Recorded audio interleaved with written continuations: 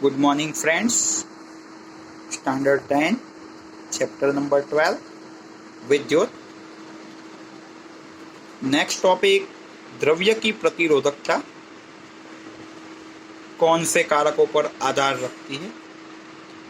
द्रव्य की प्रतिरोधकता का आधार एक, द्रव्य के प्रकार, नंबर 2 द्रव्य के तापमान, और नंबर 3 कुछ मर्यादा तक उस पर लगने वाला दाब.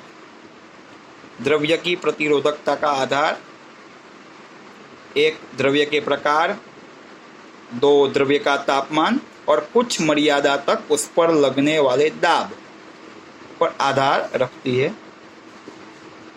तापमान बढ़ाते हैं तो धातु पदार्थों की प्रतिरोधकता बढ़ती है, जबकि अर्धचालकों की प्रतिरोधकता घटती है.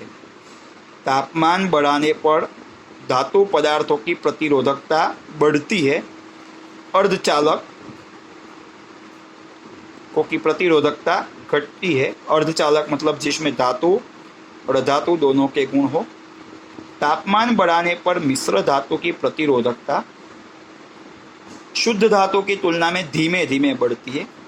तापमान बढ़ाने पर मिश्र धातु की प्रतिरोधकता शुद्ध धातु की तुलना में धीरे धीरे बढ़ती है.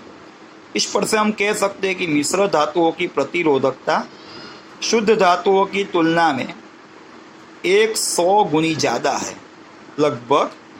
इसीलिए मिश्र धातु की जो प्रतिरोधकता है वो तापमान से स्वतंत्र होती है, मतलब तापमान पर उसका कोई प्रभाव लगभग जनरली पड़ता नहीं है, अथवा पड़ता भी है तो बहुत कम पड़ता है.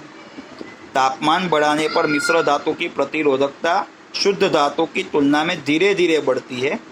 इस पर से हम कह सकते हैं कि मिश्र धातु की प्रतिरोधकता शुद्ध धातु की प्रतिरोधकता से लगभग 100 गुना ज़्यादा होती है.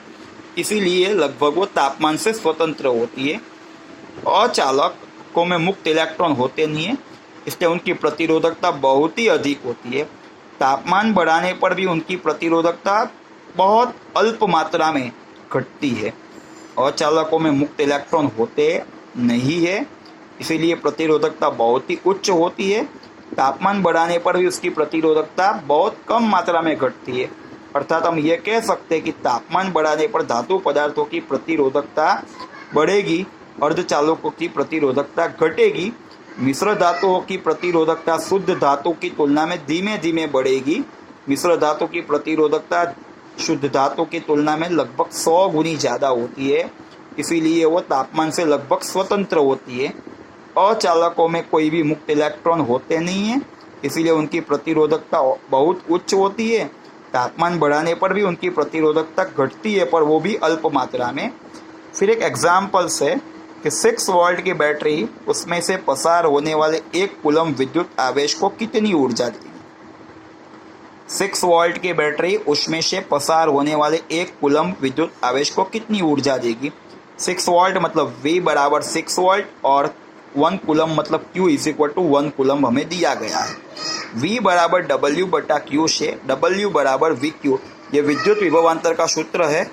विद्युत विभवांतर का सूत्र है V बराबर W बटा Q से W बराबर VQ, V बराबर 6, Q बराबर 1, 6 जूल. इसीलिए हम कह सकते हैं कि 6 वोल्ट की बैटरी, उसमें से पसार होने वाले 1 कूलम विद्युत आवेश को 6 जूल ऊर्जा देगी.